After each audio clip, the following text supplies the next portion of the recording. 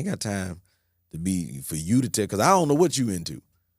You know what I'm saying? You got pastors be having all kind of stuff going on. Mm-hmm. So, you know what I mean? Because pastor be, well, I need to come by and pray for you. Pastor looking at your booty the whole time. Wow. Exactly. Brother, come on by the office. Hell no. I ain't coming over there. Come on by the office. Yeah, man. You know what I'm saying? Damn pastor got all this lube and nah, man, I'm good though. Remember what happened with Eddie Long? Yeah. Exactly. Eddie Long. Strong as hell. And he did Jamal take over his church? I don't Jamal know. Bryant? I think it was Jamal, it might have been. Yeah. Yeah. Yo, you crazy as hell, man. Yeah.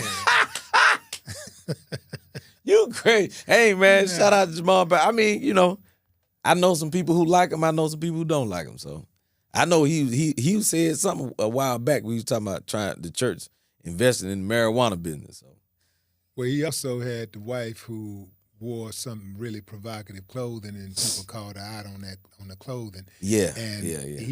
he was like, yeah, you know, I'm standing by. You know, she looked good and do. Yeah, it was. I saw that, but the dress actually wasn't her skin under that. It was actually like it was that whatever they call that mesh look. Whatever it was. So people thought look like her skin. Yeah, so people thought that was her.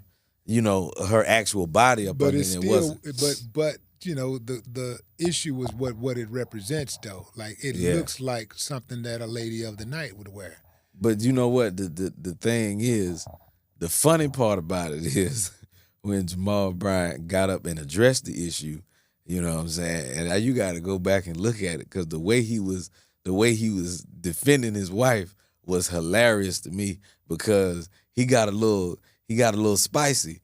You know what I'm saying? He was like, and people want to talk about my wife's dress, and the thing about it is, y'all ain't never been nowhere, and y'all ain't never had nothing fancy, so y'all want to talk about my wife and I was like, hey, man, y'all, somebody get that finger, man. It was a little spicy. Out of control. Yeah, it was like, because y'all just talking about this dress that can't afford nothing nice. That's why I was like, oh, okay. I was like, hey, bro, hey, so let's see if we can fix that in post.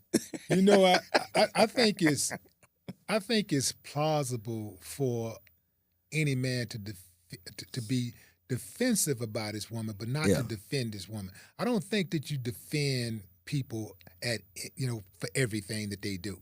Yeah, you don't defend, because when you defend people without holding them accountable, then they have no reason to do better.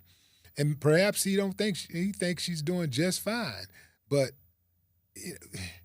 I just don't think you can have it all. I don't think you can have it both ways. I don't think that you can be like a member of the clergy and be on a high level like that and do what everybody else do, or dress the way everybody else dress. I don't think you can just do that. Like you can't. I think you got to pick a side.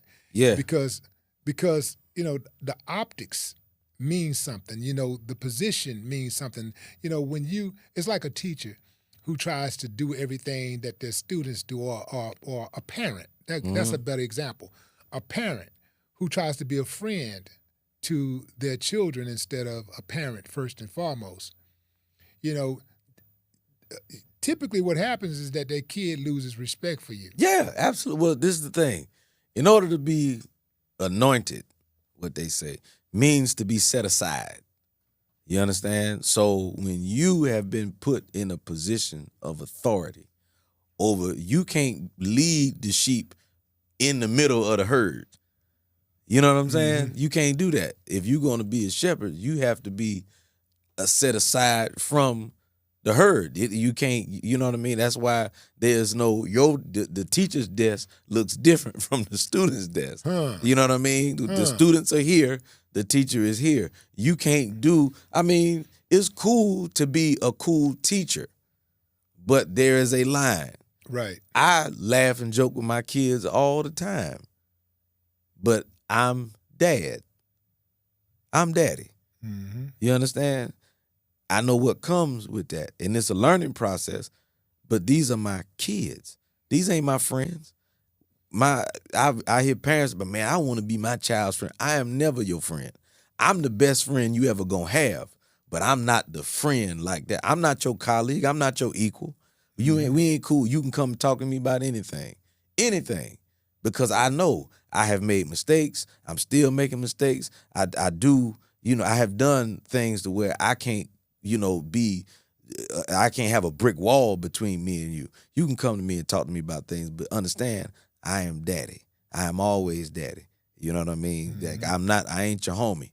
There was a young lady who was I was talking to one time, and she was like, "Oh well, my son's always asking me for money to go to this place where after practice he want to hang out with his friends and this, that, and whatever." You got to have parameters. You're not gonna ask me for money to come hang out with your friends after school, after practice. Well, no, you went to school, you had practice. Your ass is going to be home. Home. It takes a certain amount of time for you to leave that school and be home. 15 minutes from the school to the house. When 15 minutes is up, your ass needs to be in this house. Not walking in, not coming to, not around the corner, not down the street. At 20 minutes, your black ass should be in this house. Body temperature has adjusted to the room. Period. Now, why is this so important? But, well, first, children have to have a structure. That's it. You can't. Why the hell? Hanging out with their friends can't be part of the structure? You can hang out with them, but you ain't doing that every day. Right, not every day. Yeah, you're not doing that every day. Right. I'm sorry. Bruh, I'm so glad my parents didn't let me do the things that I wanted to do when I was a kid. Not all the stuff. They let me do certain things, but stuff that I thought was cool, they didn't just let me do. You can't just hang out all day. When are you studying? When do you study? Because that's your job. When are you in the books? But you hanging out with your friends all damn night. You've been to school, and now you've been to practice, and now you're at Wild Wing. So, when you coming home at night? Hell no. Hell, No. You home.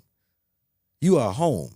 Because teenagers get into stuff, hanging out with their friends. And why they friends ain't, you know what I mean? When are y'all studying? When are we handling business if we hanging out all damn day? So, no. And I don't care if anybody says that's mean or wrong, out of pocket. Have your ass in the house. If I got to come looking for it, all hell gonna break loose. That's just how I am. Because children who don't have structure end up in prison and end up in the cemetery. Some of the ones who do, still, end up, victims or casualties of the BS that's going on out here. You got to have structure. And it doesn't mean that you're not going to have fun. I'm not going to let you do anything. Sure, you can hang out with your friends sometime, but making a everyday habit of hanging out with your damn friends and coming home at night. Did you see what happened with the Julio Fulio case? Yeah.